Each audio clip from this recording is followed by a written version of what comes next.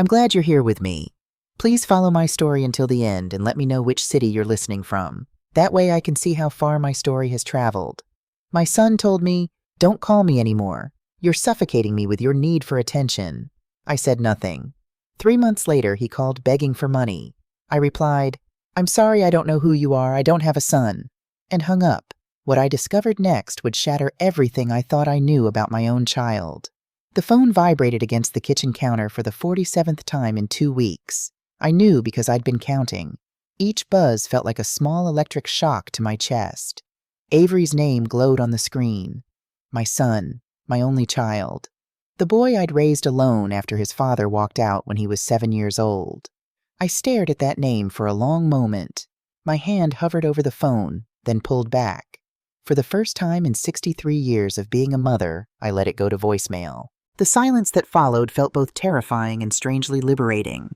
I was Charlotte Patterson, retired nurse, widow, mother of one ungrateful son, though I was only beginning to admit that last part to myself. For 5.5 years, I'd been telling myself that Avery was just going through a difficult time, that marriage was hard, that young people struggled financially these days. But sitting in my modest kitchen in Ohio that Tuesday morning, watching the phone finally stop buzzing, I couldn't lie to myself anymore. The lies I'd been telling myself were piling up like unpaid bills.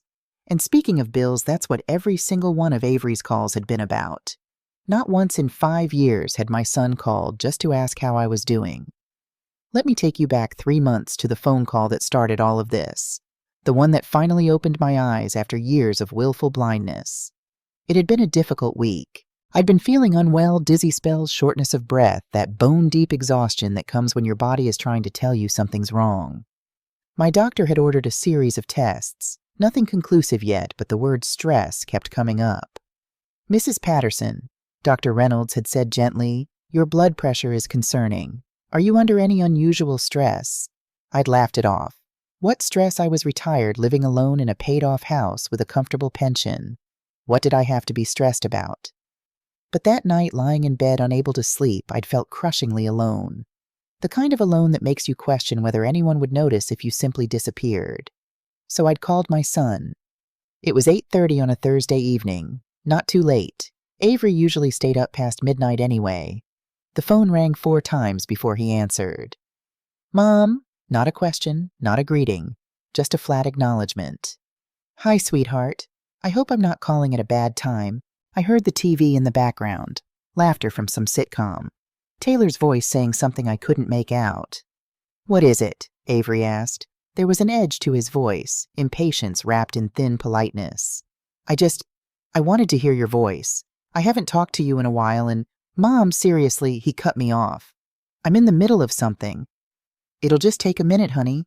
I wanted to tell you that I went to the doctor today and... Is this going to be a long conversation because Taylor and I are watching our show?" My chest tightened. "I just need to talk to you for a moment. The doctor found some concerning..." "Mom, oh my God." His voice rose with irritation. "I don't have time for this right now. Can you call me tomorrow?"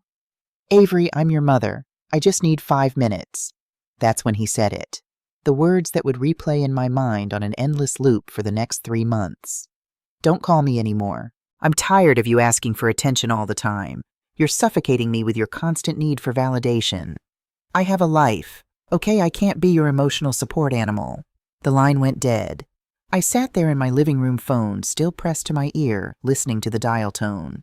The lamp in the corner cast long shadows across the walls. On the mantel, photographs smiled at me. Avery as a baby, chubby-cheeked and laughing. Avery's graduation, me beaming with pride in my nurse's uniform because I'd come straight from a double shift. Avery's wedding to Taylor, him handsome in his tuxedo, me standing slightly to the side, already being pushed to the margins. In every photo, I was smiling, proud, loving, giving everything I had. Had I been blind this entire time, I didn't sleep that night. Instead, I did something I should have done years ago. I opened my laptop and pulled up my bank statements.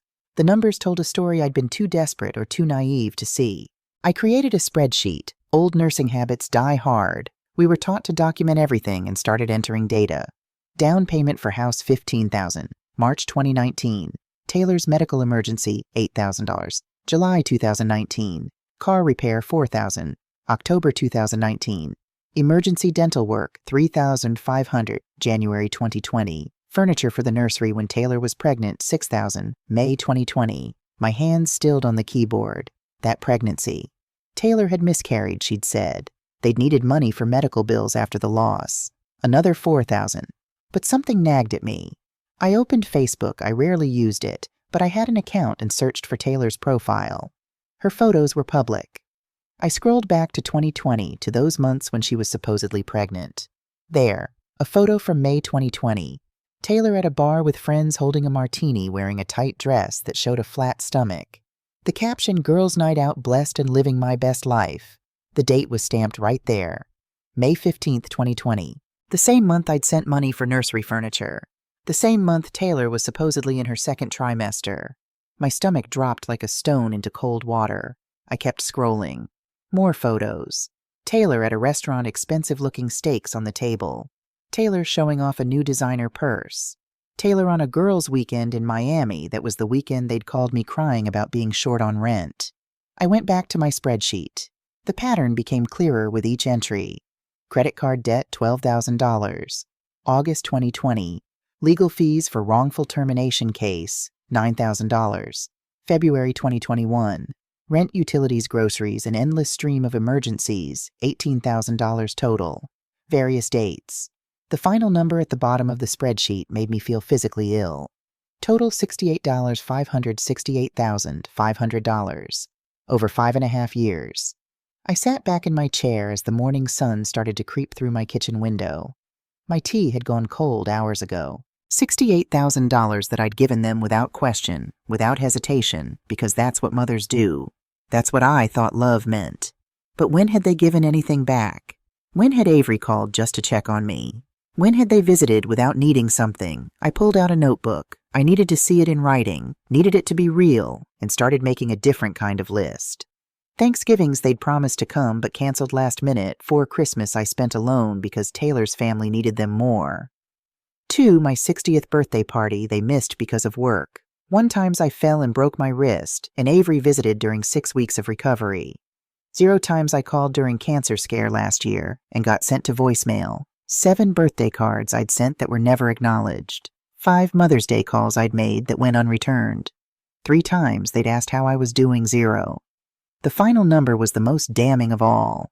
Times I'd made excuses for them, countless. How many times had I told myself they were busy, they were young, they were under stress? Marriage is hard. They'll come around when things settle down. They never settled down. There was always another emergency, another crisis, another reason they needed money but couldn't spare 5 minutes to actually talk to me. When had I stopped being a mother and become just an ATM machine? Chapter 4. The Reckoning. I didn't call Avery back that day, or the next day, or the week after that.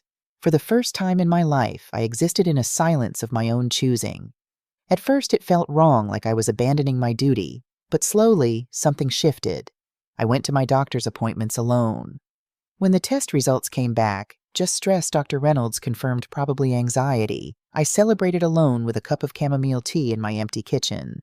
But the kitchen didn't feel quite so empty anymore. I started going to the library book club I'd been avoiding for years. Too busy. I'd always said, though busy doing what, waiting by the phone for Avery to call and need something, I volunteered at the local animal shelter on Tuesday mornings. There was a senior cat named Bernard, a grumpy orange tabby that nobody wanted because he was old and set in his ways. I understood Bernard. We became friends. I had coffee with my old friend Margaret from the hospital. She'd been trying to get me to meet up for months, but I'd always had some excuse. This time when she suggested lunch, I said yes. "Charlotte," she'd said, looking at me across the table at the diner, "you look different." Different how? Lighter, like you've put down something heavy you've been carrying. She was right. For 12 weeks I hadn't heard from Avery. No calls, no texts, no emails. And instead of feeling abandoned, I felt free. Until that Tuesday morning when the phone rang for the 47th time. Chapter 5. The Demand. This time I answered. "Mom." Avery's voice was tight, strained. "Mom, thank God. Why haven't you been answering?" I said nothing. Let him talk. We've been trying to reach you for 2 weeks. We really need your help. It's urgent. Still silence from me. Mom, are you there? I'm here, Avery. Okay, good. Listen, we're in a really bad situation. Taylor's car broke down completely. The transmission is shot, and she's going to lose her job if she can't get to work. We need $3,500 by Monday, or they're going to repossess the car, and then she'll have no way to get to work, and… Avery, I interrupted calmly. Do you remember what you said to me 3 months ago? Silence on his end. Then what? You told me not to call you anymore. You said I was suffocating you, that you didn't have time for my constant need for validation. Oh, his voice shifted, became defensive. Mom, come on. I was stressed. I didn't mean it like that. You can't seriously still be upset about that. I wasn't calling for validation, Avery. I was calling because I'd been to the doctor and I was scared. Okay, I'm sorry, but can we talk about this later? This is kind of an emergency right now. Something cold and crystalline formed in my chest. Clarity, sharp as ice. Do you know what day it was when you told me not to call you? What? No. Why does that matter? It was my birthday, Avery. I'd turned 63 years old that day, and I was calling my son because I was alone and frightened, and I wanted to hear his voice. Another pause. Then incredibly, okay, but that was 3 months ago. Can you please focus on the present situation? You didn't even remember it was my birthday. Mom, seriously, we don't have time for this guilt trip. We need that money by Monday or Taylor loses her job and then we'll lose everything. Have you called in the last 3 months to apologize? What, have you called once in 12 weeks to say you were sorry, to ask how I was, to even acknowledge that you spoke to me like I was nothing? His voice rose. I thought you weren't answering. How was I supposed to apologize if you weren't picking up? You've called 47 times in the last 2 weeks, Avery. Every single call went to voicemail. Not once did you leave a message saying I'm sorry. Not once did you say I love you. Not once did you ask if I was okay. Every single message was about money. Because we need money. Do you understand that we're about to lose everything? And do you understand that I needed my son 3 months ago and he told me I was suffocating him? Oh my God. He was angry now. Fine. I'm sorry, okay? I'm sorry I hurt your feelings. I'm sorry I was having a bad day. I'm sorry I'm not the perfect son. Can you please just help us now? The coldness in my chest spread through my whole body. It wasn't cruel coldness. It was the coldness of a fever breaking, of seeing clearly for the first time in years. Avery, I said quietly, do you love me? What kind of question is that? It's a simple question. Do you love me, or do you love what I can do for you? That's not fair. You're my mom. I love you. Then tell me 3 things about my life right now. What's my favorite color? When's my birthday? What did the doctor say about my tests 3 months ago? Silence. You don't know, do you? It's not. Why are you doing this right now? Because I finally understand something, Avery. You don't love me, you love my money, and I'm done pretending there's a difference. Mom, that's not where you're family. Family asks how you're doing. Family visits. Family calls on your birthday. Family shows up when you're scared and alone. You're not family, Avery. You're a stranger who happens to share my DNA and wants access to my bank account. You're being ridiculous. We've always been there for you. When? My voice rose for the first time. When have you been there for me? Name 1 time in the last 5 years. Silence again. Longer this time. That's what I thought, I said. I'm sorry about your car trouble, Avery. I truly am. But I don't help strangers anymore. I'm learning to help myself instead. You can't be serious. You're going to let us lose everything because you're mad about 1 comment I made months ago. No, I'm going to let you face the consequences of your choices because I finally understand that's the only way you'll ever learn to stand on your own 2 feet. Mom, I hung up. My hands were shaking, but not with fear. With something like exhilaration. I'd never done that before. Never stood up for myself. Never said no. The phone rang again immediately. I turned it off. Then I sat down at my kitchen table, opened my laptop, and typed 3 words into a search engine: elder financial abuse. What I found there would change everything. The website for the National Center on Elder Abuse loaded slowly on my old laptop. I started reading, and with each paragraph, my stomach sank lower. Financial exploitation of the elderly is one of the most common forms of elder abuse. Warning signs include family members or caregivers who show excessive interest in the elder's finances. I thought of Avery asking detailed questions about my pension, my savings when I'd receive payments, sudden changes in bank accounts or banking practices. The year I'd added Avery as an authorized user on my checking account, just in case of emergency. He'd never used it, but he had access. Unexplained withdrawals from accounts or transfers between accounts. I made a note to check that tomorrow at the bank. Pattern of giving money in response to emotional manipulation, $68,500. Elders' reluctance to discuss finances or changes in financial situation. How many times had Margaret tried to talk to me about whether I was okay financially? How many times had I changed the subject? Isolation from friends and family. I'd stopped going to book club, stopped having coffee with friends, stopped visiting my cousin Linda. All because I was busy or tired or didn't want to explain why Avery never visited. The website listed resources, support groups, legal aid, something called Adult Protective Services. I was reading about power of attorney documents when my phone still off buzzed with what must have been its 50th call. I didn't turn it on to check. Instead, I called Margaret. "Charlotte," she answered on the first ring, warm and concerned as always. "I was just thinking about you. How are you, honey? Margaret, I need your help. And I need you to not judge me for what I'm about to tell you. Sweetheart, I've known you for 30 years. Nothing you say could make me judge you. What's wrong?" So I told her. Everything. The phone call 3 months ago, the $68,000, the fake pregnancy I'd discovered, the pattern of manipulation, the call earlier today and what I'd said. When I finished, there was a long pause. "It's about damn time," Margaret finally said. "What, Charlotte, I've been watching this happen for 3 years. 3 years. I've wanted to say something, but every time I tried, you'd defend him or make excuses or change the subject. Why didn't you push harder? Because you weren't ready to hear it. You are now. I feel like I'm betraying him. He's my son, Margaret." "No, honey. He betrayed you. Repeatedly. You're not betraying him by protecting yourself. You're finally loving yourself as much as you've always loved him." I started crying then. Not sad tears. Angry tears. Relieved tears. Years of suppressed feelings pouring out.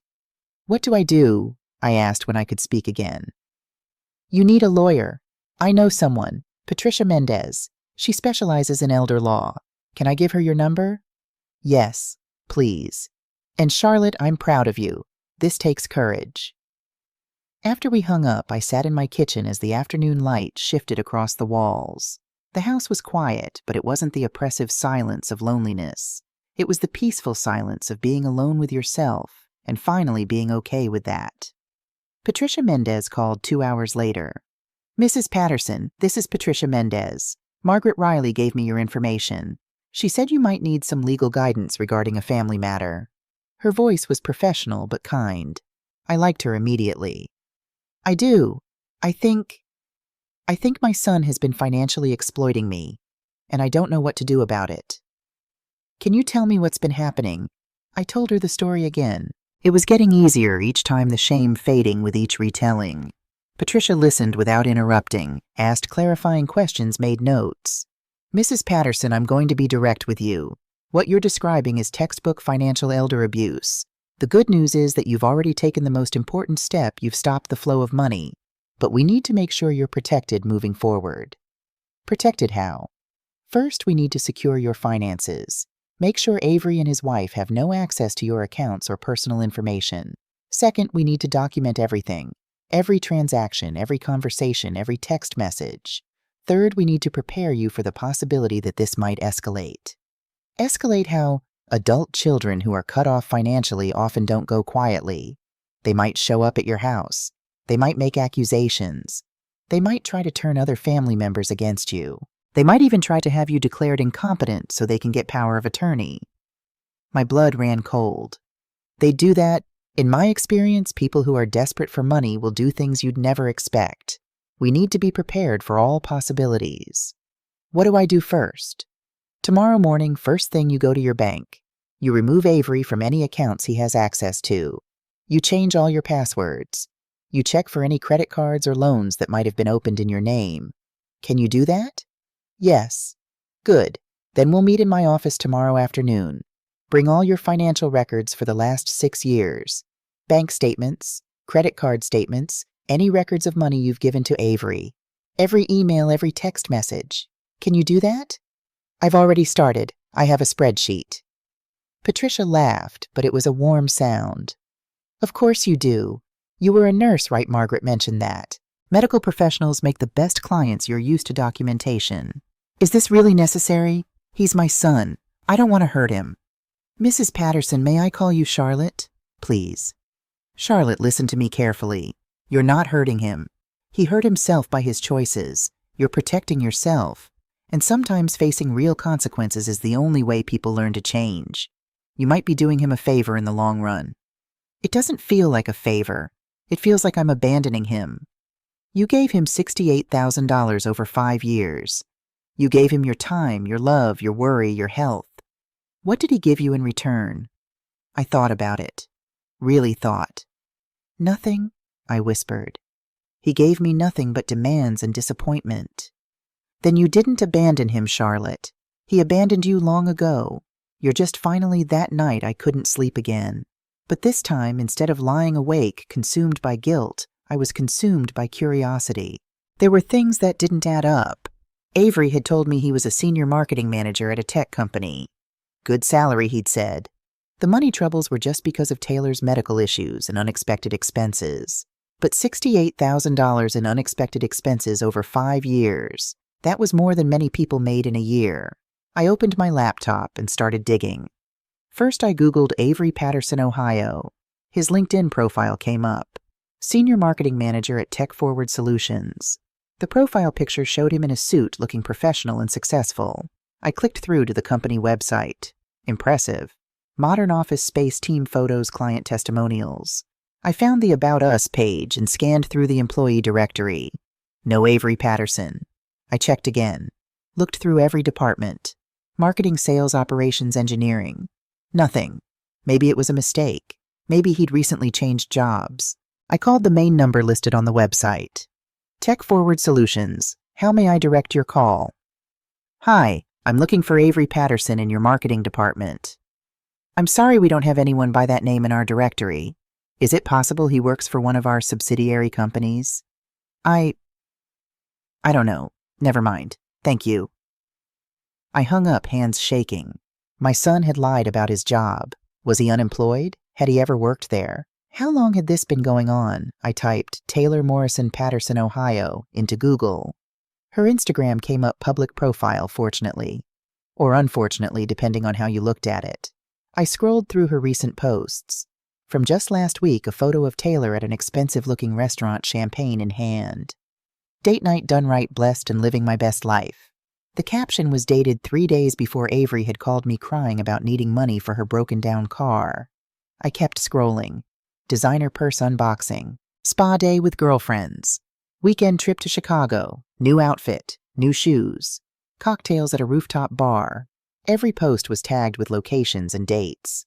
I cross-referenced them with my spreadsheet. The weekend they'd called saying they couldn't afford groceries, Taylor had posted photos from a wine tasting event with a $75 entry fee. The month they'd needed $12,000 for credit card debt, Taylor had posted a photo of new living room furniture. Finally upgraded our space. The furniture looked expensive. Very expensive. The week they'd called about urgent rent money, Taylor had posted a selfie from what looked like a high-end hair salon. New look, who dis?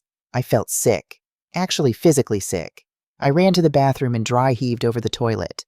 This wasn't just financial exploitation. This was systematic fraud. They'd been lying to me for years, living well while crying poor, using my retirement money to fund a lifestyle they couldn't afford. And I'd believed every word. When I finally made it back to my computer, I saw I had 7 new text messages. I'd turned my phone back on to call the company. They were all from Avery. Mom, please answer. We really need help. I don't understand why you're doing this. Taylor's crying, she thinks you hate her. We're your family, how can you abandon us? Fine, don't help. We'll remember this when you need us. You're being so selfish right now. I was about to turn the phone off again when one more text came through. This one from Taylor. It was the first time she'd texted me directly in over a year. Hi, Charlotte. I don't know what's going on, but Avery is really upset. We genuinely need help with the car situation, and it feels really cruel that you're ignoring us like this. We've always been there for you. Always been there for me. I read that line 3 times, feeling my anger build with each pass. When had they been there for me? I started typing a response. Deleted it. Started again. Deleted it again. Finally, I screenshot Taylor's message and texted it to Margaret. She replied within seconds, always been there for you. Is she joking? Then another message, don't respond. Document everything but don't engage. That's what Patricia will tell you. She was right. I deleted my drafted response and instead added Taylor's text to a folder I'd created on my laptop labeled Documentation. Then I did something I'd been avoiding. I logged into my bank account and checked my transaction history with a fine-tooth comb. What I found there would lead to my son's arrest 3 months later. But that night all I knew was that there were transactions I didn't recognize. Small amounts at first. $50 here, $100 there, then larger $500, $750s, $1 $200, all of them marked as transfers to an account I'd authorized Avery to access for emergencies. I'd authorized that access 3 years ago when he'd said it would make things easier if I ever needed help, if I ever got sick and couldn't manage my finances. He'd sold it as helping me. I'd never checked that account, never questioned it. I'd trusted him. The total of unauthorized transfers, $23,000, on top of the $68 $500 I'd given willingly. My son hadn't just taken advantage of my generosity. He'd been stealing from me. I took screenshots of everything, saved them to 3 different places, my laptop, a flash drive, and the cloud. Then I compiled everything into a detailed document for Patricia. By the time I finished, it was 4:00 a.m. The sky was starting to lighten outside my kitchen window. Birds were beginning their morning chorus. I made myself a cup of chamomile tea and sat at my kitchen table watching the sunrise. Somewhere in the last 12 hours, I'd crossed a line. There was no going back now. This wasn't just about setting boundaries or protecting myself. This was about uncovering what appeared to be systematic fraud. My phone buzzed again. Another text from Avery. We're coming over tomorrow to talk this out face to face. You can't ignore us forever. I forwarded the message to Margaret and Patricia. Patricia's response came quickly despite the early hour. Do not let them in. If they show up, tell them through a closed door that they need to leave. If they refuse, call the police. I'm completely serious, Charlotte. Margaret's response was more succinct. I'm coming over at 9 a.m. You're not dealing with this alone. I wasn't alone anymore. For years I'd felt isolated, like I only mattered as Avery's mother and source of money. Now I had Margaret. I had Patricia. I had Bernard the grumpy cat who'd adopted me as his person at the shelter. I had myself. And for the first time in a long time, that felt like enough. Margaret arrived at 8:30 the next morning with a bag of fresh bagels and a determined expression. You didn't sleep, did you? She said, taking one look at my face. Not much. Coffee? Please. We sat at my kitchen table, the same table where I'd spent so many sleepless nights waiting for Avery to call. But this morning felt different. I wasn't waiting for anything. I was preparing. Patricia texted me, Margaret said. She wants you to be ready for them to show up. Have you thought about what you're going to say? I'm not going to say anything. I'm not opening the door. Good. Margaret squeezed my hand. Remember, you don't owe them an explanation. You don't owe them anything. At 9:15, I had my appointment at First National Bank. Margaret insisted on driving me. Jessica Chen, the young woman who'd helped me open my savings account years ago, greeted us with a professional smile that faltered when she saw my expression. Mrs. Patterson, how can I help you today? I need to remove my son from all my accounts. Checking savings, everything. And I need to make sure no one but me can access them. Jessica's smile disappeared entirely. Oh, is everything all right? It will be, I said. The process took an hour. Paperwork, signatures, new PIN numbers, new debit card. Jessica explained that Avery would receive a notification letter within 5 business days, but until then, technically, he could still access the accounts.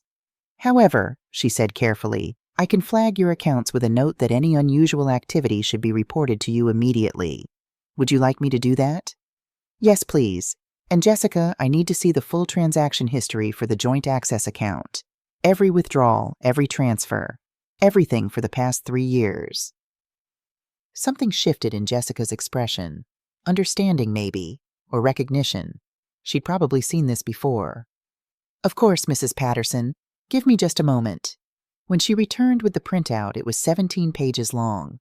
Margaret and I sat in the bank's small conference room and went through it line by line. The unauthorized transfers I'd seen last night were just the beginning. There were dozens more going back 3 years. Small amounts mostly carefully timed to not trigger any alerts. $50 here, $75 there. Always under 200, the threshold that would have required my secondary authorization. But they added up, and up, and up. Charlotte, Margaret whispered, her finger stopping on a particular entry. Look at this date. It was from 2 years ago. The day after my cancer scare, when I'd called Avery crying because I was terrified and alone. The day he'd sent me to voicemail 7 times. He'd transferred $1,500 from my account that same day. While I'd been waiting for my son to call me back, terrified I might be dying, he'd been stealing from me. My hands started shaking so badly that Margaret had to take the papers from me. How much? I asked. Total. How much did he take? Margaret's lips moved as she calculated. Including what you already found, $28,350. $28,000. Stolen. Not asked for, not borrowed. Stolen. Added to the $68,000 I'd given willingly, my son had taken $96,850 from me in 5.5 years. I need to report this, I said. My voice sounded strange, distant. This is theft. Are you sure? Margaret asked gently. Once you report it, there's no taking it back. The police will get involved. He stole from me while I thought I was dying, Margaret. While I was alone and scared and desperately needed my child, he was robbing me, I'm sure. Jessica knocked softly on the door. Mrs. Patterson, I have the fraud department on the line. They'd like to speak with you about potentially filing a report. The fraud department representative was a woman named Carol, sympathetic but professional. She explained the process, the investigation, the likelihood that this would become a criminal matter. I understand this is your son, Mrs. Patterson. This must be incredibly difficult. Are you certain you want to proceed? I thought about Avery as a little boy climbing into my lap when he had nightmares. I thought about working double shifts to buy him new shoes for school. I thought about missing my own meals so he could have seconds. Then I thought about him telling me not to call him anymore. About him stealing from me while I waited, terrified, for a cancer diagnosis. About the fake pregnancy. The lies. The manipulation. I'm certain, I said. File the report. They showed up at 11 o'clock just as Margaret and I were pulling back into my driveway. Avery's beat-up Honda was already parked on the street. Both he and Taylor were standing on my front porch, Taylor jabbing at the doorbell repeatedly. Oh God, I breathed. It's okay, Margaret said firmly. Remember what Patricia said. You don't let them in. You don't engage. If they won't leave you, call the police. We got out of the car. Taylor spotted us immediately. Charlotte, she waved, her voice bright and false. Thank God you're here. We've been so worried about you. She was dressed nicely, designer jeans, a cashmere sweater that probably cost more than my electric bill. Her blonde hair was perfectly styled. She looked like she was heading to brunch, not begging for money. Avery looked worse. Unshaven, wearing sweatpants and a wrinkled t-shirt. His eyes were red-rimmed. He looked like he hadn't slept. Good, I thought, and then felt guilty for thinking it. Avery, Taylor. I walked toward my front door keys already in hand. You need to leave. Mom, please. Avery stepped forward. We just want to talk. There's nothing to talk about. I've made my position clear.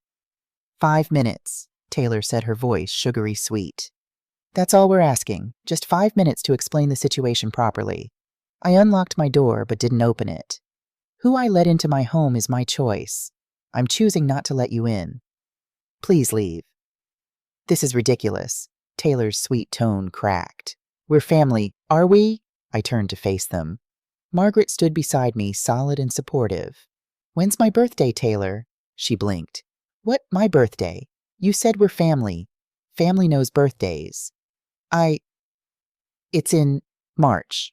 August 15th. I turned 63 this year. Avery told me not to call him anymore on my 63rd birthday. Avery flinched. Mom, I explained that. I was stressed. What's my favorite color? What does that have to... What's my favorite color, Avery? You're my son. You've known me for 35 years. What's my favorite color? He opened his mouth, closed it. Blue to green, sage green, like the dress I wore to your wedding. What did my doctor say about my tests 3 months ago? Silence. You don't know because you never asked. You told me not to call, and then you never called to check on me. You don't know anything about my life because you don't care about my life. You only care about my money. That's not true. Avery's voice rose. I love you, Mom. Then why did you steal from me? The words hung in the air like smoke. Taylor's eyes widened. Avery went pale. $28,350, transferred from the emergency account I gave you access to. Unauthorized withdrawals over 3 years. The bank has records of all of it. Those weren't unauthorized. You gave me access to that account. For emergencies, Avery. Was Taylor's designer purse an emergency? Were your weekend trips emergencies? Was stealing $1,500 while I was waiting to find out if I had cancer an emergency? He had no answer. Taylor, however, found her voice. You went through our private transactions. That's a violation of our privacy. We could sue you for that. Margaret laughed. Actually laughed. Sue her for checking her own bank account, please do. I'm sure a judge would love to hear about that. Who are you? Taylor snapped. I'm Charlotte's friend, the kind of friend who actually shows up for her. You should try it sometime. Taylor's face flushed red. You bitter old... Careful, Margaret said quietly. Whatever you're about to say, remember that we're recording this. I wasn't recording, but Taylor didn't know that. She clamped her mouth shut. I reported the unauthorized transactions to the bank this morning, they said. They're filing a fraud investigation. The police may contact you. Avery's face crumpled. Mom, no. No, you can't do this. I'm your son. And you're a thief. Those two things can both be true. Please, he was crying now. Please, I'm sorry. I'll pay it all back. Every cent. Just don't do this to me. Don't destroy my life. I'm not destroying your life, Avery. You destroyed it yourself. I'm just refusing to clean up your mess anymore. Taylor grabbed Avery's arm. Come on, we're wasting our time with this bitter old woman. But Avery didn't move. He stared at me with something that might have been real remorse, or might have been fear of consequences. I couldn't tell anymore. Mom, he whispered. Please. Goodbye, Avery. I opened my door. Margaret and I stepped inside. I closed it firmly behind us and turned the deadbolt. Through the door, I heard Taylor's voice, sharp and angry. I told you this would happen. I told you she was a selfish bitch. Shut up, Taylor. Don't tell me to shut up. This is your fault. You should have kept her under control. Their voices faded as they walked away. I heard a car door slam, an engine start, tires on pavement, then silence. I slid down against the door, my legs giving out. Margaret sat beside me, wrapping her arm around my shoulders. You did it, she said. You did the hardest thing. Why doesn't it feel better? The text started an hour later. I can't believe you called the police on your own son. Mom, please call me, we can fix this. Taylor says we should get a lawyer. You're making a huge mistake. We're going to lose everything, and it'll be your fault. How can you do this to us? I forwarded them all to Patricia without reading past the first line of each. Her response, do not respond. Save everything. This establishes a pattern of harassment that will be useful later. Margaret stayed with me all day. We had lunch. We watched old movies. We didn't talk about Avery or Taylor. We just existed together, two old friends who'd known each other through decades of life's complications. At 4 o'clock, Patricia called. Charlotte, I got your messages. How are you holding up? I don't know. Numb, maybe? That's normal. Listen, I've reviewed everything you sent me. The bank statements, the Instagram evidence, the text messages. You have a very strong case if you decide to pursue legal action. I don't want to sue him. I just want him to leave me alone. I understand, but I need you to be prepared for what comes next. Adult children who are cut off financially often escalate before they give up. They might try other family members trying to turn them against you. They might make accusations about your mental state. They might try to have me declared incompetent, I finished. You mentioned that yesterday. Yes, it's a common tactic. If they can get a court to believe you're not capable of managing your own affairs, they could potentially get power of attorney. My blood went cold. They'd do that? I've seen it many times. Do you have any other family members who might believe their story over yours? I thought about it. My cousin Linda, a few distant relatives, but I haven't been close with any of them in years. Avery and Taylor are the ones who've maintained those relationships. That's concerning. They may have been laying groundwork, setting a narrative. What narrative? That you're elderly, forgetful, difficult. That they've been taking care of you and you're ungrateful. That you're making irrational financial decisions. Classic elder abuse manipulation. What do I do? First, we're going to have you evaluated by a geriatric psychiatrist, someone who can document that you're of sound mind and capable of making your own decisions. Second, we're going to draft a very specific power of attorney document that explicitly excludes Avery and Taylor and names someone you trust instead. Who would that be? Margaret, I suppose. Good. Margaret Riley, correct. I'll draft the papers. Third, we need to update your will to be very explicit about your wishes. Do you have a current will? From 10 years ago. It leaves everything to Avery. We'll change that. Not out of spite, but strategically. If they think they'll inherit, they'll keep bothering you. We need to remove that motivation. Who do I leave it to, then? We can discuss options, charities perhaps, or divide it among multiple people. The point is to make it clear that harassment won't gain them anything. After Patricia hung up, I sat in my living room feeling like I'd entered a war I hadn't wanted to fight. But then I hadn't started this war. I was just finally fighting back. Margaret had made dinner, simple pasta, nothing fancy, but it was the first meal I'd truly tasted in days. We were cleaning up when my phone rang. Unknown number. I almost didn't answer, but something made me pick up. Mrs. Patterson, a woman's voice, professional, concerned. Yes. This is Sandra Mills from Adult Protective Services. I'm calling because we received a report about your welfare. Do you have a moment to talk? My stomach dropped like a stone. What kind of report? We received a call from your son Avery Patterson expressing concern that you may be experiencing cognitive decline and making unsafe financial decisions. He's worried about your well-being and has requested a welfare check. So it was already starting, less than 24 hours after I'd cut them off, and they were trying to have me declared incompetent. Ms. Mills, I said, keeping my voice steady, I can assure you I'm of sound mind. In fact, I believe this call is part of a pattern of harassment from my son and his wife who have been financially exploiting me for years. There was a pause. Mrs. Patterson, these are serious allegations on both sides. Would you be willing to meet with me in person? I'd like to assess the situation myself. Yes. When would you like to come? Would tomorrow morning work around 10? That would be fine. I'll have my attorney present as well if that's acceptable. Another pause. That's certainly your right, Mrs. Patterson. After I hung up, I immediately called Patricia and Margaret on a three-way call. They're moving faster than I expected, Patricia said. But this might actually work in our favor. An APS visit will give us an official record that you're competent and capable. What if the investigator believes their story? I asked. Then we'll have documentation ready. Charlotte, I want you to gather everything tomorrow morning before the visit. Medical records showing you're healthy. Financial records showing the exploitation. Character references.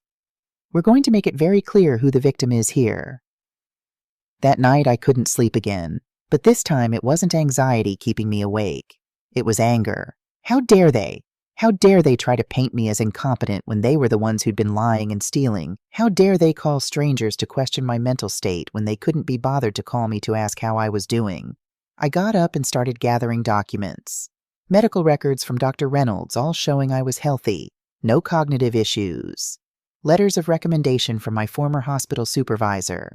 Bank statements showing organized, careful financial management up until I'd started giving money to Avery. My nursing license still current, even though I was retired. By 3 a.m., I had a binder 3 inches thick. Documentation of a competent, organized, mentally sound woman who'd been systematically exploited by her own child. Margaret arrived at 8 the next morning. Patricia at 9:30. By the time Sandra Mills knocked on my door at 10, we were ready. Sandra Mills was a woman in her 40s with kind eyes and the weary expression of someone who'd seen too much. She introduced herself, showed her credentials, and accepted my offer to come in. Thank you for meeting with me, Mrs. Patterson. And you are? She turned to Patricia. Patricia Mendez, Mrs. Patterson's attorney.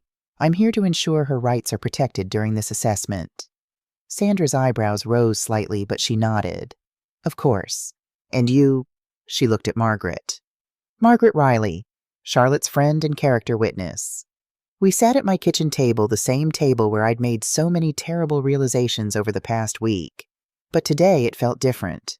Today I wasn't alone. Sandra pulled out a tablet and opened what looked like a standard assessment form. Mrs. Patterson, I need to ask you some questions. They might seem basic, but they're part of the protocol. Can you tell me what day it is today? Thursday, September 21st. And who is the current president? I answered. Then she asked about my address, my age, my medical history. Basic cognitive assessment questions that I answered easily. Can you tell me about your typical day? Sandra asked. I wake up around 6. I have coffee and read the newspaper. Tuesday mornings I volunteer at the animal shelter. Wednesday evenings I have book club at the library. I manage my own finances, maintain my own home, drive my own car. I'm retired from nursing, but I keep busy. Sandra made notes. Your son expressed concern that you're making irrational financial decisions. Can you tell me about your finances? I'd be happy to. I pulled out my binder. I have a pension from my 40 years as a registered nurse plus Social Security. My house is paid off. I have savings and investments. Until recently, I was providing significant financial support to my son. That support has stopped because I discovered a pattern of exploitation. I walked her through everything. The spreadsheet showing $68,000 in gifts. The bank statements showing $28,000 in unauthorized transfers. The fake pregnancy. The lies about his job. Taylor's Instagram posts showing luxury spending while claiming poverty. Sandra's expression grew more serious with each piece of evidence. This is very thorough documentation, she said quietly. I was a nurse for 4 decades. Documentation was part of my job. Mrs. Patterson, did your son give you any reason why he filed this report? He didn't file it out of concern for my welfare. He filed it because I cut off his access to my money and reported his unauthorized transactions to my bank. This is retaliation, not concern. Patricia leaned forward. Ms. Mills, I've been practicing elder law for 15 years. What Mrs. Patterson is describing is textbook financial exploitation. The APS report is a manipulation tactic. If you look at the timeline, the report was filed less than 24 hours after Mrs. Patterson set financial boundaries. Sandra nodded slowly. I see that. She turned back to me. Mrs. Patterson, I need to ask directly. Are you experiencing any cognitive difficulties? Memory problems, confusion, difficulty managing daily tasks? No, I'm healthy and mentally sharp. I have medical records from my doctor if you need them. I handed her a letter from Dr. Reynolds that I'd asked him to write that morning. It confirmed I'd been his patient for 15 years, showed no signs of dementia or cognitive decline, and was fully capable of managing my own affairs. Sandra read it carefully. Then she looked at me, and something in her expression shifted from professional assessment to quiet empathy. Mrs. Patterson, I'm going to be frank with you. In my professional opinion, you are clearly of sound mind. You're articulate, well-organized, and have taken appropriate steps to protect yourself from what does appear to be financial exploitation. Relief flooded through me. Thank you. However, I am obligated to follow up thoroughly. That means I'll need to contact your son as well, let him know the results of this assessment. I understand. I should warn you, this may escalate the situation. Some people, when they realize this tactic hasn't worked, become more desperate. I'm prepared for that. Sandra closed her tablet. Mrs. Patterson, off the record, you're doing the right thing. I see too many cases where elderly parents continue to enable adult children out of guilt or fear of being alone. Standing up for yourself takes courage. After she left, the 3 of us sat in my kitchen in exhausted silence. You did beautifully, Patricia said. That couldn't have gone better. What happens now? I asked. Now we wait. Sandra will file her report finding no evidence of incompetence or abuse. She'll contact Avery to inform him. And then he'll escalate, Margaret finished. She was right. The Facebook post appeared 2 days later. I only knew about it because my cousin Linda called me confused and upset. Charlotte, it's Linda. I just saw Taylor's Facebook post. What's going on? What post? Maybe you should just look at it yourself. I'll send you the link. My stomach churned as I opened Facebook on my ancient laptop. The post was long emotional, accompanied by a photo of Taylor and Avery looking somber and stressed. I never thought I'd be writing this, but I need to ask for prayers and support. My mother-in-law, who we've been caring for and supporting, has suddenly turned on us. She's cut off all contact, accused us of things that never happened, and when we tried to get help for her obvious cognitive decline, she lawyered up and called the police on us. We're heartbroken. Avery loves his mom so much, and watching her deteriorate like this is devastating. The doctors say it's probably early-stage dementia, the paranoia, the false accusations, the irrational anger. It's classic. What makes it worse is that we've been sacrificing so much to help her. We've given her money when she couldn't afford her medication. We've driven her to doctor's appointments. We've called constantly to check on her, only to have her accuse us of harassment. If you have aging parents, please watch for the signs. Paranoia, accusations, sudden personality changes. Get them help before it's too late. We waited too long, and now Charlotte has lawyers telling her we're the bad guys when all we've ever done is love her and try to help. Please keep us in your prayers. We're facing financial ruin trying to deal with this situation, but all we want is for Charlotte to get the help she needs. #eldercare and Hallard dementia, #family struggle, #pray for us. The post had been shared 243 times. The comments were full of sympathy and outrage on Taylor's behalf. Poor thing, elder parents can be so difficult. This happened with my MIL too. The paranoia is awful.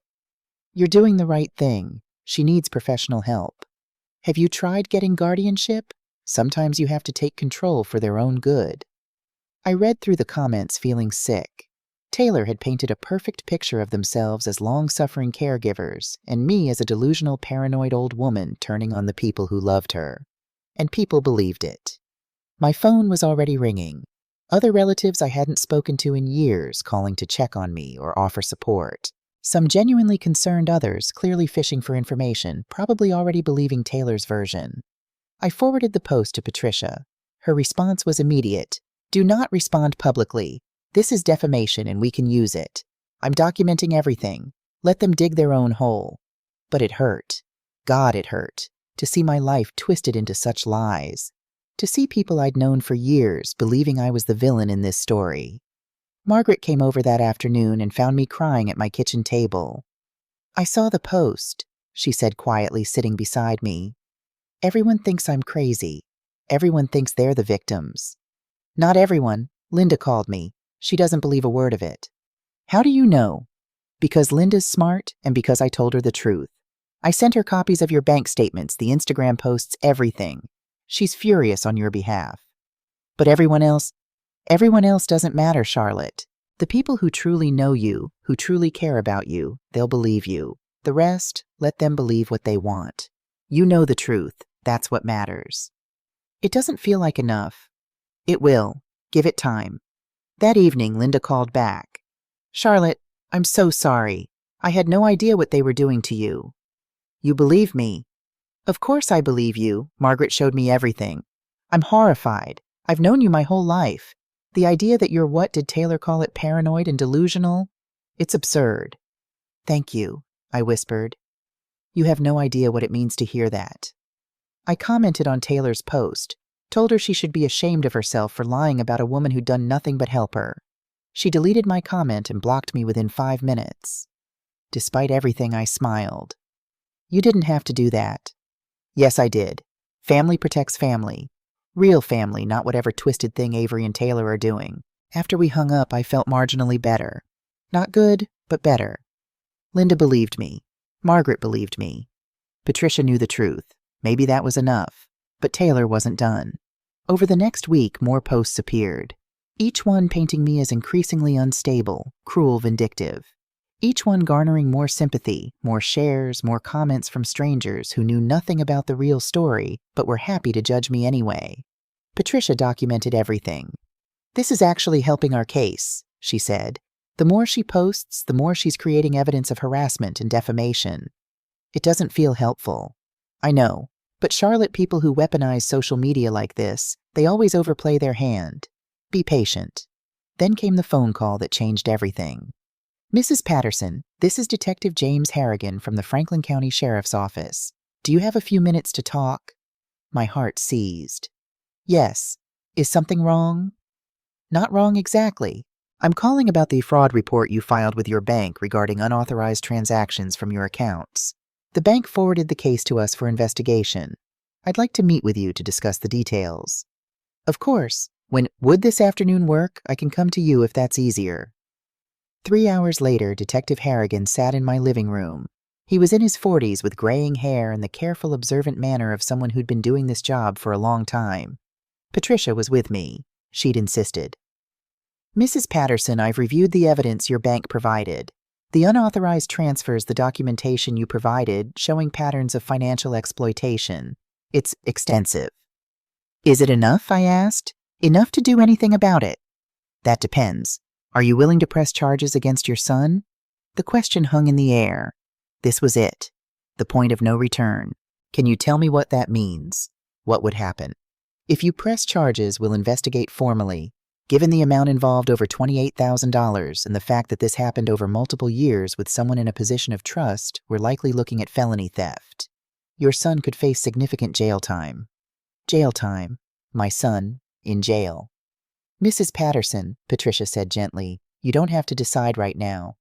Actually, Detective Harrigan said, there's something else you should know. He pulled out a folder. In investigating your son's finances, we found some concerning patterns. He has significant gambling debts.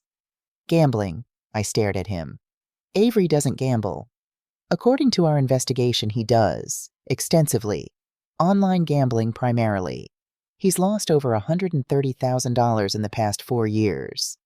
The room spun. That's not possible. I have the records here. We were able to access them as part of the fraud investigation. Mrs. Patterson, your son has a serious gambling addiction.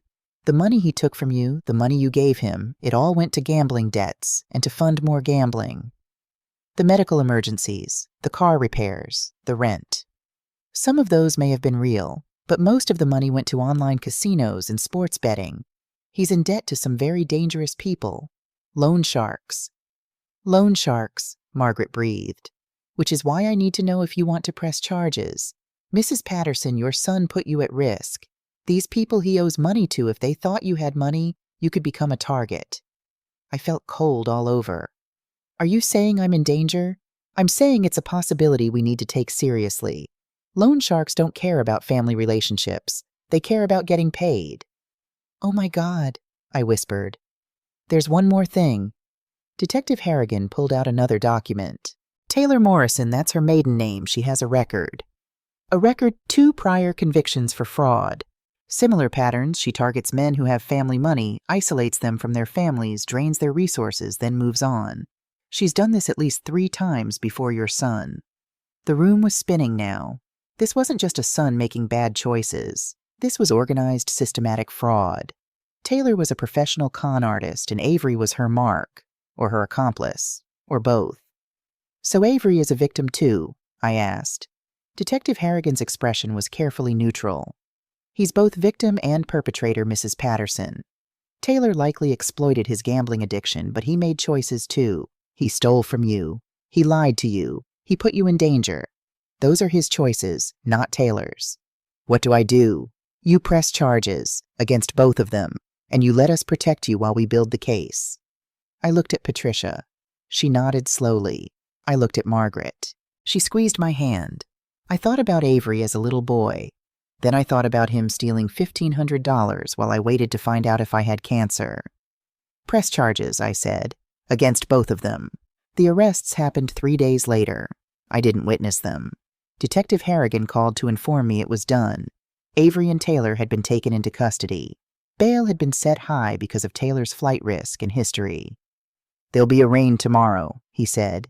You don't have to be there, but you have the right to attend if you want. I didn't want. I couldn't face it. But that afternoon I got a call from the county jail, a collect call.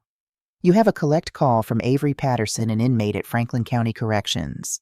Will you accept the charges? My finger hovered over the button. Every instinct screamed to decline. But I accepted. Mom, his voice was broken raw. Mom, please listen to me. I said nothing. I'm so sorry. I'm so sorry. I know that doesn't mean anything. I know I don't deserve forgiveness, but Mom, I need you to know I have a problem, A gambling problem. I've had it for years and I couldn't stop, and I just kept thinking the next bet would fix everything, and he broke down sobbing. I listened to my son cry and felt nothing. No, that wasn't true. I felt sad, but not for him. For the little boy he'd been. For the man he could have been. For the relationship we'd never have. Taylor knew, he continued when he could speak.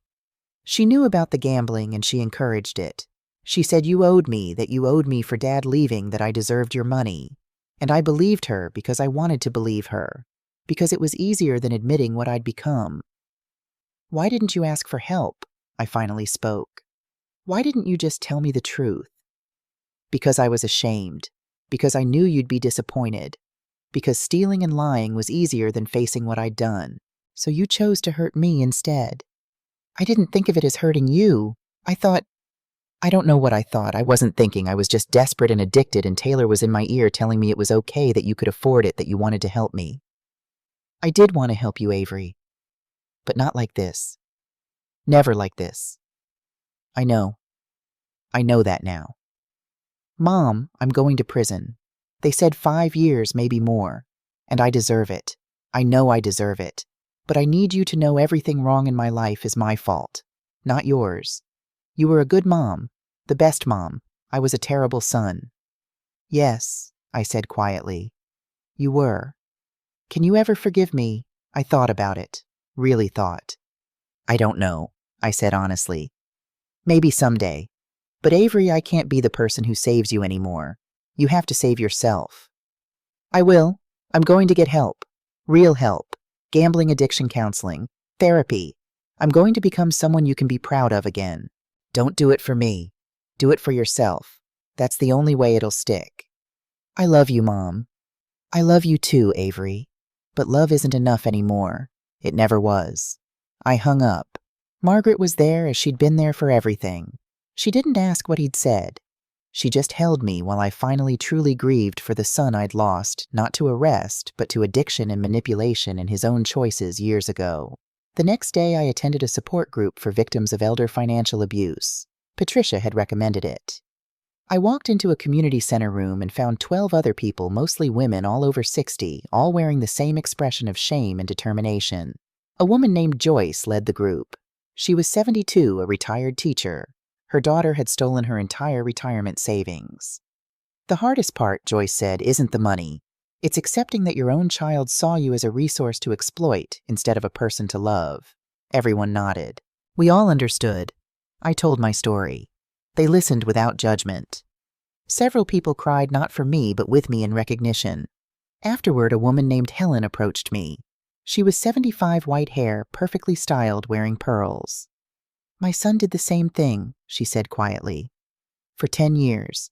It took me having a stroke and nearly dying before I realized he only came around when he needed something. I cut him off 4 years ago. Do you regret it? Every day, she admitted. But I don't regret protecting myself. And you know what? After about a year of no contact, he finally got help. Went to rehab, got a real job, started acting like an adult. We have a relationship now, but it's different. Healthier, with boundaries. So there's hope. There's always hope. But Charlotte, hope has to start with him, not you. You can't hope hard enough for both of you. He has to do the work. I left that meeting feeling less alone than I had in months. These women understood. They'd been through it. They'd survived. I could too. 6 weeks after the arrests, I sat in a courtroom for the first time in my life. The room was smaller than I'd imagined, more institutional. Fluorescent lights hummed overhead. The judge's bench loomed at the front, imposing and final. Patricia sat beside me, Margaret on my other side. Linda had come too, driving 3 hours to be there. I wasn't alone, but I felt alone when they brought Avery in. He wore an orange jumpsuit, handcuffs. His hair was cut short now, prison regulation. He looked thinner, older, haunted. When he saw me, something crumpled in his face. He looked away quickly. Taylor came in next. She looked different too, but in her case it was rage. Pure, undiluted rage. She stared at me with such hatred that Margaret actually moved closer, protective. All rise for the Honorable Judge Martha Brennan. The judge was a woman in her 60s with steel gray hair and sharp eyes that missed nothing. She reviewed the case files, then looked up at the courtroom. This is a preliminary hearing for the State versus Avery James Patterson and Taylor Elizabeth Morrison. Multiple charges of identity theft, fraud, and elder financial exploitation. Are both defendants present with counsel? Avery's lawyer stood a tired-looking public defender named Rodriguez. Taylor's lawyer stood someone she'd managed to hire despite being in jail, probably with money stolen from someone else. Your Honor, Taylor's lawyer began, my client maintains her innocence. She had no knowledge of any unauthorized transactions. She's a victim here manipulated by Mr. Patterson, who has a documented gambling addiction. Patricia leaned over and whispered, she's throwing him under the bus. The judge looked unimpressed. Ms. Morrison, I have your prior convictions here. 2 counts of fraud with nearly identical patterns. You're asking me to believe you're a victim. Those were different circumstances, Your Honor. I'm sure they were. Bail remains at $50,000. Next. Taylor's face flushed red. She turned and glared at Avery, who stared at the floor. Mr. Patterson, Judge Brennan said, your lawyer has indicated you wish to make a statement. Avery stood slowly. His hands shook. Yes, Your Honor. Go ahead. I want to plead guilty to all charges. I don't want to drag this out or make my mother go through a trial. I did what they say I did. I stole from her. I lied to her. I hurt her. And I'm sorry. The courtroom was silent. Even the judge looked slightly surprised. Mr. Rodriguez, is your client aware of what he's saying? Yes, Your Honor. We've discussed this at length. Mr. Patterson wants to take responsibility for his actions. And Ms. Morrison, Taylor's lawyer stood hastily. My client maintains her innocence, Your Honor. We request a separate trial. Granted. Mr. Patterson, I'm going to order a present-tense investigation. Given your cooperation and your admission of guilt, I'm inclined to consider treatment options along with incarceration. You'll be evaluated for gambling addiction treatment programs. Avery nodded, still not looking at me. However, the judge continued, her voice hardening, what you did to your mother is unconscionable. She worked her entire life as a nurse, caring for others, only to have her own son steal from her during her retirement. That kind of betrayal doesn't disappear just because you say you're sorry. I know, Your Honor. Do you? Because I see a lot of young people in this courtroom who think sorry is enough. It's not. Sorry doesn't give your mother back the $68,000 she gave you willingly or the $28,000 you stole. Sorry doesn't give her back the peace of mind she lost. Sorry is just a word. Avery's voice broke. I know. I know sorry isn't enough. Nothing's enough. But it's all I have left. Judge Brennan studied him for a long moment. We'll see. Sentencing is scheduled for 8 weeks from today. Bail remains at $25,000. The bailiff moved to take Avery away. As he turned, he looked at me for the first time. His eyes were red, devastated. I looked back. I didn't smile. I didn't nod. I just looked. Then they took him away. 2 weeks later, I received an unexpected phone call. Mrs. Patterson, my name is Brian Morrison. I'm Taylor's ex-husband. I sat down slowly. Why are you calling me? Because I just found out what she did to you and your son, and I wanted to warn you Taylor doesn't stop, even from jail. What do you mean? She contacted me. Wanted me to testify on her behalf, say she was a good person, that Avery manipulated her. When I refused, she threatened me. Said she had friends who could make my life difficult. Friends? Taylor knows dangerous people, Mrs. Patterson. The kind of people who don't mind doing illegal things for money. I wanted you to know you need to be careful. Lock your doors. Vary your routine. Consider a security system. My blood ran cold. You think she'd actually hurt me? I think Taylor is capable of anything when she feels cornered. She ruined my life. Stole my savings, destroyed my credit, turned my family against me. It took me 3 years to rebuild. I don't want that to happen to you. Thank you for warning me. One more thing. When they investigate her phone records from jail, they'll find something. I guarantee it. Taylor's too arrogant to believe she'll get caught. She always makes mistakes. After we hung up, I called Detective Harrigan immediately. I was actually about to call you, he said. We've been monitoring Taylor's phone calls and visitor logs from jail. She's been in contact with some concerning individuals. Brian Morrison called me. He said she threatened him. That tracks with what we're seeing. Mrs. Patterson, I'm going to be direct. We believe Taylor may try to intimidate you before her trial, either directly or through associates. I'd like to arrange some additional security for you. What kind of security? Regular patrol car drive-bys, a panic button system for your home, and I'd strongly suggest you stay with someone for a while. Do you have somewhere you can go? She can stay with me, Margaret said. She'd been listening on speakerphone. My house has an alarm system and my neighborhood is very active. Lots of people around all the time. That would be ideal, Detective Harrigan said. So I packed a bag and moved into Margaret's guest room. It felt strange being 63 years old and essentially going into hiding. But Brian's warning had shaken me. That night, lying in Margaret's comfortable guest bed, I couldn't sleep. I kept thinking about Taylor sitting in a jail cell making plans, reaching out to dangerous people. Had I put myself in real danger by standing up for myself? Margaret knocked softly on the door. Can't sleep either. No. She came in and sat on the edge of the bed. You're safe here, Charlotte. I won't let anything happen to you. I'm not afraid for me. I'm afraid I made things worse. Maybe I should have just let it go. Let them take the money and disappear. And then what they'd have come back for more. People like Taylor always do. You stopped a cycle, Charlotte. That takes courage. It doesn't feel courageous. It feels terrifying. That's because you're brave. Courage isn't the absence of fear. It's doing the right thing despite being scared to death. The next morning, Detective Harrigan called again. We executed a search warrant on Taylor's correspondence. Found something you need to know about. What men? Letters to a known associate. Someone with a record of intimidation and assault for hire. The letters reference taking care of a problem. Mrs. Patterson, we're taking this threat very seriously now. Oh, God. The good news is we've made an arrest. The associate she was contacting is now in custody and he's cooperating. He's willing to testify that Taylor solicited him to intimidate you. That's good news. It means she's going away for a very long time. Solicitation of assault witness intimidation, these are serious charges on top of the fraud. Her lawyer called this morning wanting to discuss a plea deal. What kind of deal? She pleads guilty to all charges. In exchange, the DA recommends 12 years instead of the potential 20 she's facing. She'd have to serve at least 10 before parole eligibility. What about Avery? His case is separate. His sentencing is still scheduled for 6 weeks from now. After hanging up, I felt simultaneously relieved and exhausted.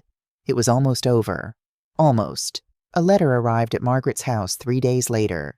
It had been forwarded from my address. The return address was Franklin County Corrections.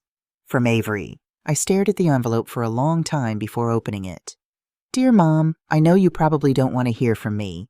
I wouldn't blame you if you threw this letter away without reading it. But I needed to write it anyway. I've been in jail for 7 weeks now. 7 weeks of sitting in a cell thinking about what I did, what I became, how I destroyed the most important relationship in my life for money I just gambled away. The jail has a counselor who specializes in addiction. I've been meeting with him 3 times a week. For the first time in 4 years, I'm not gambling. Can't gamble in here. And without the noise of that addiction in my head, I can finally see clearly. I see how sick I was, how Taylor exploited that sickness. But Mom, she didn't make me steal from you. She didn't make me lie. She didn't make me tell you not to call me on your birthday. Those were my choices. My cruelty, my selfishness. I'm an addict. That's not an excuse, it's just a fact. And addicts hurt the people who love them most because we know they'll forgive us. We know they'll keep giving us chances. We exploit that love until there's nothing left. You were right to cut me off. You were right to call the police. You were right to protect yourself from me. I'm grateful you did, actually, because hitting rock bottom, really hitting it, was the only thing that could have saved my life. I heard about what Taylor tried to do, about the threats. Mom, I'm so sorry. When I found out, I went to the guards immediately and gave them information about her contacts people. She knew things she'd said. It's not much, but it's all I can do from in here to protect you. I'm going to plead guilty. I'm going to accept whatever sentence the judge gives me. And I'm going to spend that time getting better. Really better. Not for you, I know I don't deserve another chance with you. But for myself. So I can look in the mirror someday and not hate what I see. I don't expect you to write back. I don't expect forgiveness. I don't expect anything. I just needed you to know I finally understand what I threw away. And I'm sorry. I love you, Mom. I should have said it more. I should have shown it every day. I didn't. But it's true. Your son Avery, I read the letter 3 times. Then I folded it carefully and put it in my purse. Margaret found me in the kitchen an hour later staring at my tea. What's wrong? I got a letter from Avery. I handed it to her. She read it slowly, then looked up at me. How do you feel? I don't know. Part of me wants to believe him. Part of me thinks this is just another manipulation. What does your gut say? I thought about it. Really listened to that quiet inner voice I'd ignored for so long. My gut says he means it. This time. But meaning it isn't enough. He has to actually do the work. So what are you going to do? I'm going to go to his sentencing. I'm going to hear what the judge says. And then I'm going to make a decision about whether there's any possibility of a relationship in the future. But Margaret, even if I decide to eventually have contact with him, it won't be the same. It can't be. No, she agreed. It can't. But maybe it can be something better, something healthier, with boundaries. Maybe, I said, but I didn't really believe it yet. The courtroom was packed on the day of Avery's sentencing, not with supporters with other victims. Detective Harrigan had explained that in cases of gambling addiction and fraud, there were often multiple victims. Avery owed money to loan sharks, yes, but he'd also borrowed from friends, colleagues, even former classmates. People had come to make victim impact statements. I sat in the front row with Patricia, Margaret beside me, Linda on my other side. Judge Brennan entered and we all stood. We're here for the sentencing of Avery James Patterson. Mr. Patterson, please stand. Avery stood. He looked better than he had at the preliminary hearing. Cleaner, more clear-eyed, but devastated. Mr. Patterson, I've reviewed your presentencing report. I've read letters from your addiction counselor from other inmates who've witnessed your commitment to recovery from your mother. She looked at me. Mrs. Patterson, your letter was very moving. I'd written it late one night, pouring out my conflicting feelings. I'd talked about the son Avery had been the man he'd become, and the possibility slim but real that he might find his way back to being someone I could be proud of. Your Honor, Avery's lawyer stood. My client wishes to address the court. Go ahead, Mr. Patterson. Avery turned to face the courtroom, to face me. I don't have much to say that I haven't already said. I'm guilty of all of it. I stole from my mother. I lied to her. I treated her like an ATM machine instead of the woman who sacrificed everything to raise me alone. His voice cracked, but he continued. I have a gambling addiction. That's not an excuse, it's an explanation. And I'm getting help for it. Real help. But addiction didn't make me cruel. It didn't make me tell my mother not to call me on her birthday. That was just me being selfish and terrible. He looked directly at me now. Mom, I know you're here. I can't look at you because I'm too ashamed. But I need you to know you did the right thing. Cutting me off, calling the police, protecting yourself. You saved my life by refusing to enable me anymore. I just wish it hadn't taken losing you to figure that out. He turned back to the judge. I'm ready to accept whatever sentence you give me, Your Honor, and I'm going to use that time to become someone my mother could be proud of again. Even if she never wants to see me again, I owe her that much. The courtroom was silent. Judge Brennan studied Avery for a long moment. Mr. Patterson, I've been a judge for 23 years. I've seen a lot of people stand where you're standing and say they're sorry. Most of them are just sorry they got caught. But I believe you might actually be sorry for what you did. She opened the sentencing guidelines. The charges you've pleaded guilty to carry a maximum sentence of 7 years. However, given your cooperation, your guilty plea, your commitment to addiction treatment, and frankly the compelling letter from your mother, I'm prepared to show some leniency. Avery's lawyer looked hopeful. You are sentenced to 3 years in the Ohio State Correctional System. However, this sentence will be suspended after 18 months if and only if you successfully complete an intensive gambling addiction treatment program, maintain perfect conduct, and make restitution to your victims. Thank you, Your Honor, Avery whispered. I'm not finished. You will also be required to attend Gamblers Anonymous meetings for 5 years following your release. You will be on probation for 3 years. And Mr. Patterson, if you violate any of these conditions, you will serve the full sentence. Am I clear? Yes, Your Honor. Crystal clear. Mrs. Patterson. The judge looked at me again. Do you wish to make a statement? I hadn't planned to, but I stood slowly. Your Honor, for 5 years, I enabled my son's addiction without knowing it. I gave him money, I made excuses, I looked away from warning signs because I didn't want to see them. I thought that's what love meant, saying yes, always yes. My voice steadied. I was wrong. Real love means boundaries. Real love means letting people face consequences. Real love means saying no when yes would hurt them more. I hope my son learns that. I hope he becomes the man I raised him to be. But whether he does or not, I've learned to love myself enough to protect myself. And that's something I should have learned a long time ago. I sat down. The courtroom was absolutely silent. Well said, Mrs. Patterson, Judge Brennan said quietly. Mr. Patterson, you have an extraordinary mother. I hope someday you deserve her. Court is adjourned. The coffee shop was busy on a Saturday morning.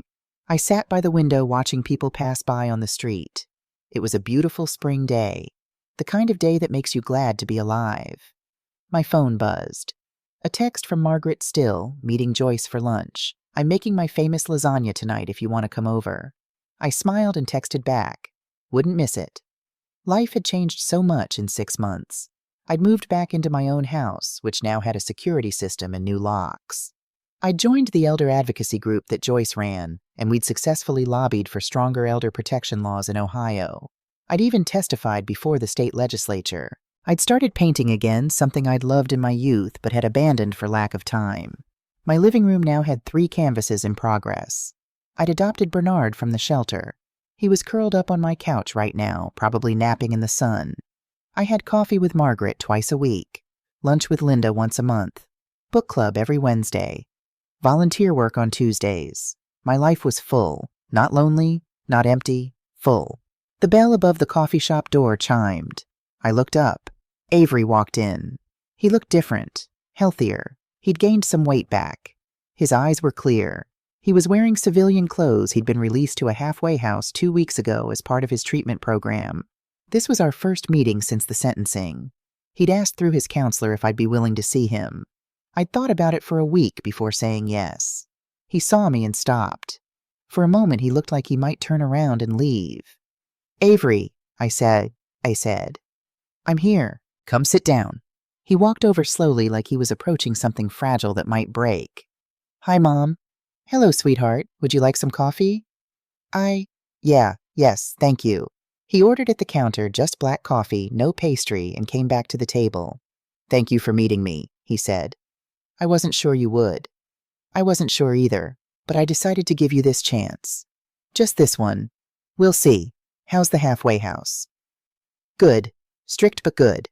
I go to GA meetings every day. I see my counselor 3 times a week. I got a job just warehouse work, but it's honest. I'm paying my own way. I'm glad. Mom, He stopped, swallowed hard. I don't know how to do this, how to talk to you. We never just talked before. It was always me asking for something. Then let's start different. Tell me about your work. What's a typical day like? He looked surprised. Then slowly he started talking. About the warehouse, the routine the other workers. About his GA meetings, the stories people told, the progress he was making. I listened. Really listened. Not waiting for the ask, not bracing for disappointment. Just listening to my son talk about his life. What about you? He asked finally. How have you been? I've been good. Really good, actually. I joined an advocacy group. We're working on legislation to protect elderly people from financial exploitation. Because of what I did to you. Because of what happens to too many people. You weren't unique, Avery. That's something I learned. Elder financial abuse is common. Talking about it helps. I'm sorry I made you the victim of that. I know you are, and I forgive you for that part, the stealing. That was your addiction.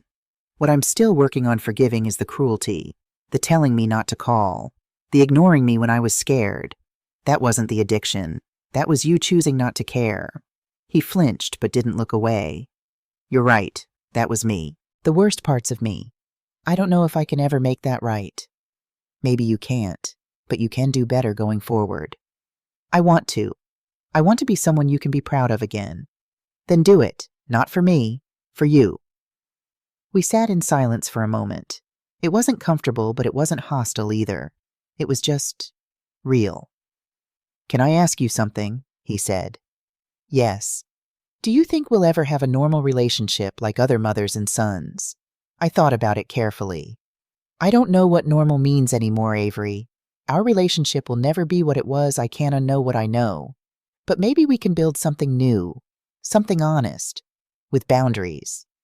I can live with boundaries. You'll have to. I love you. I'll always love you.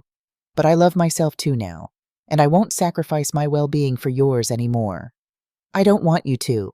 Mom, I want you to be happy. Genuinely happy. Even if that happiness doesn't include me. It might include you, someday, if you keep doing the work. I will. I promise. Don't promise me. Just do it. We finished our coffee. He told me about his plans, continuing treatment, building his savings, eventually going back to school. Not for marketing this time. Something real. When it was time to leave, he stood awkwardly. Can I hug you? I stood too, looked at my son, saw both the man who'd hurt me and the little boy I'd loved more than life. Yes, I said. He hugged me carefully like I might break, or like he might. I love you, Mom, he whispered. I love you too. 1 year after the arrests, I stood in front of the Ohio State Legislature again, but this time it wasn't to testify. It was to watch Governor Harrison sign the Elder Protection Act into law. The legislation we'd fought for, stronger penalties for financial exploitation, mandatory reporting requirements for banks, better funding for adult protective services, was now the law of the land. Joyce stood beside me, beaming. We did it, Charlotte. We did. After the ceremony, a young woman approached me. She was maybe 30, nervous, clutching a folder. Mrs. Patterson, I'm Emily Brennan. I'm a social worker with Adult Protective Services. I just wanted to thank you. Your testimony, your advocacy, it helped us get the funding we needed. We're going to be able to help so many more people now. That's wonderful. Can I ask you something? She hesitated. Do you regret it? Turning in your son, I work with families dealing with exploitation, and so many of them feel guilty, like they betrayed their children. I thought about Avery.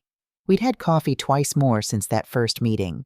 Slowly, carefully, we were building something. Not the old relationship that was gone forever, but something new, something honest. I don't regret protecting myself, I said finally. I regret that it had to happen. I regret the choices that led us there. But no, I don't regret standing up for myself. In fact, it was the most loving thing I could have done for both of us. Emily smiled. Thank you. I needed to hear that. That evening, I had dinner at Margaret's house. She'd invited her whole crowd, Joyce, Linda, Helen from the support group, and a few others I'd met through advocacy work. We laughed, we ate, we talked about everything and nothing. At one point, Margaret raised her glass. A toast to Charlotte, who taught us all that it's never too late to choose yourself. To Charlotte, everyone echoed. I felt tears prick my eyes. Happy tears this time. Thank you, I said. All of you, for standing by me, for believing me, for reminding me that I was worth protecting. Always, Margaret said firmly. Later, driving home through the quiet streets, I thought about everything that had happened.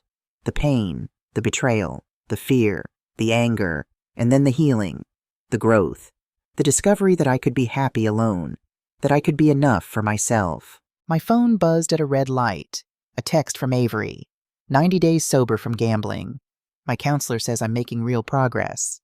Hope you're having a good night. I smiled and texted back, proud of you. Keep going. Not I love you. Not yet. But proud. That was honest.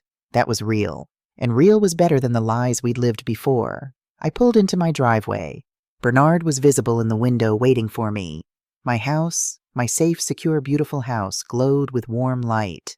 This was my life now. Not perfect. Not what I'd imagined. But mine. Truly, completely mine. And that was worth everything I'd lost to gain it. The wedding was small, just close friends and family. Emily, the social worker who'd become Avery's girlfriend, looked beautiful in her simple white dress. Avery stood at the altar, nervous but clear-eyed. 2 years sober. Employed full-time, in therapy. Paying restitution. Becoming the man he was supposed to be. I sat in the front row, Margaret beside me. Linda on my other side. My people. When the officiant asked who gave the bride away, Emily's father stood. Then the officiant asked if anyone objected. Silence. Then Avery spoke off script. Before we continue, I need to say something. He looked at me. Mom, I know I don't deserve to have you here. I know I don't deserve your forgiveness or your presence in my life. But you're here anyway. You've given me a second chance I never earned. So before I marry this amazing woman, I need to say thank you for not giving up on me, for teaching me what real love actually looks like, for showing me that boundaries aren't punishment, they're respect. Tears streamed down my face. I'm proud to be your son, he said, even if it took me 37 years to earn the right to say that. I'm proud of you too, I said. Keep being this man. This is who you're meant to be. The ceremony continued. Vows were exchanged, rings given, kiss shared. At the reception, Avery asked me to dance. I don't know if this is too much to ask, he said as we swayed to the music. But thank you for coming. It means everything. You're my son, Avery. I'll always come when you invite me, but you know the rules. I know. You come because you choose to, not because you have to, and I respect that choice. Good. Keep respecting it. I will. Mom, can I tell you something? Always. Emily knows everything. About the gambling, the stealing, what I did to you. I didn't hide any of it. I told her on our first date because I never want to be that person again. The person who lies and hides and manipulates. I'm proud of you for that. She loves me anyway, despite knowing everything. That's how I knew she was the one. That's how you build something real, I agreed. On truth, not illusions. The song ended. Avery hugged me. I love you, Mom. I love you too, sweetheart. Now go dance with your wife. I watched him walk away, watched him take Emily's hand, watched him smile, genuinely smile in a way I hadn't seen in years. Margaret appeared at my elbow with champagne. You did good, she said. We both did. All of us. It takes a village to heal, not just to raise. Amen to that. We clinked glasses. That night, driving home alone, I felt at peace. Not because everything was perfect. It wasn't. Avery and I would always have scars. Our relationship would always be careful, conditional boundaried. But we were both better for it. Healthier. More honest. I'd learned that loving someone didn't mean sacrificing yourself. That boundaries were acts of love, not cruelty. That saying no could be the most compassionate thing you ever did. And most importantly, I'd learned that I was enough. Just me, Charlotte Patterson, retired nurse, advocate, friend, cat owner, painter, woman. Enough.